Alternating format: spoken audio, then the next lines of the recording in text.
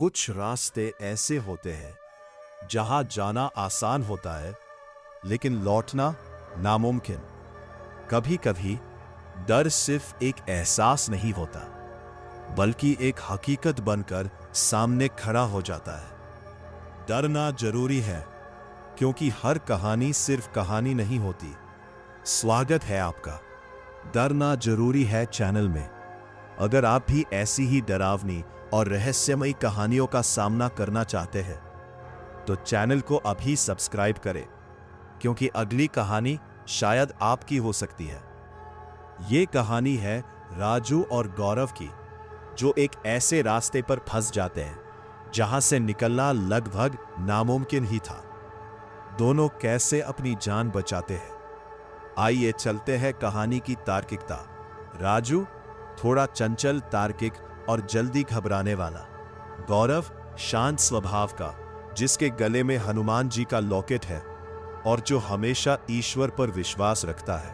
रात का समय, राजू और गौरव अपनी बाइक से एक पुराने जंगल वाले रास्ते से गुजर रहे हैं। चारों तरफ घना अंधेरा है। राजू बाइक चला रहा है। अचानक उसे सड़क के किनारे एक टूटा हुआ पीला पत्थर माइलस्टोन दिखता है जिस पर लिखा है रामपुर 5 km। राजू, बस 5 किलोमीटर और फिर हम हाईवे पर होंगे। गौरव, ठीक है भाई, पर मुझे यह रास्ता कुछ अजीब लग रहा है। हवा बहुत भारी हो गई है। 5 मिनट बाद वे फिर से उसी पीले पत्थर के पास पहुंचते हैं। रामपुर 5 km। राजू, अरे ये पत्थर तो अभी पीछे निकल गया था, शायद वैसा ही दूसरा होगा। तीसरी बार वही पत्थर सामने आता है। राजू बाइक रोकता है। उसके माथे पर पसीना है। राजू ने पत्थर पर अपनी रुमाल बांध दी ताकि पहचान रहे। वे फिर आगे बढ़े। 10 मिनट तेज गाड़ी चलाने के बाद वही पत्थर फिर सामने था और उस पर राजू की रुमाल बंधी हुई थी। राजू कांपते हुए, ये क्या हो रहा है गौरव? हम गोल गोल घूम रहे हैं। ये कोई रास्ता नहीं, ये कोई जादू है। गौरव, ये छलावा है राजू। कोई अदृश्य शक्ति हमें इसी दायरे में कैद रखना चाहती है। वे जंगल के अंदर भागने की कोशिश करते हैं लेकिन हर पेड़, हर झाड़ी उन्हें वापस उसी पत्थर के पास ले आती है। घड़ी में समय रुक गया है। रात के 12 बजे हैं और सुइयां हिल नहीं रही।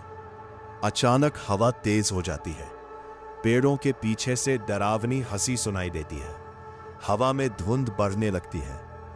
उन्हें अपने चारों तरफ कई परछाइयां दिखाई देती है जो धीरे धीरे उनके करीब आ रही है।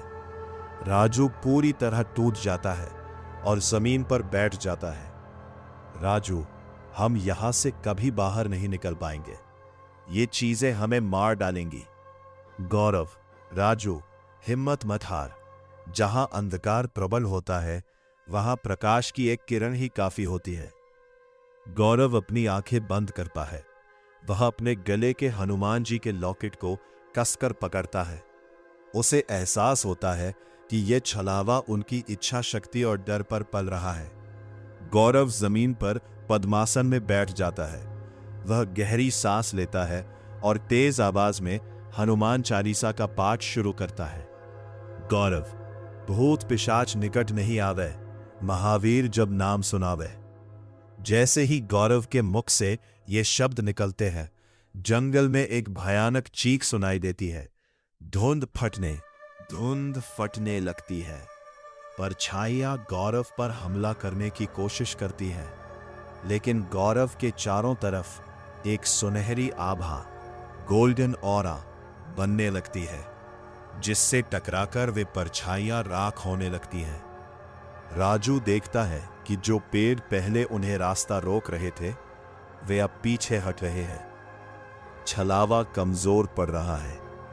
गौरव का स्वर और ऊंचा होता है।